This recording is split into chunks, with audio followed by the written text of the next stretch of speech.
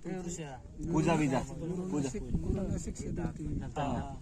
दोन घरी पाणी व्हायचं. कशावरून खालून आणायचं? नाही इथूनच पाणी व्हायचं, पण राजन भरून ठेवायचं असं. वर वर राजन भरून ठेवायचं.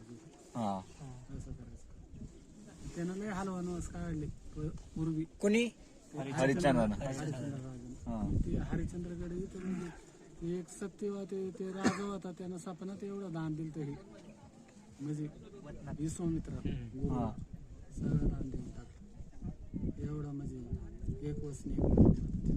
पण तारा राणीने कारण आणि तिथे त्यांची तरतूद केली, इंडवा लावला त्यांच्या गुरुना.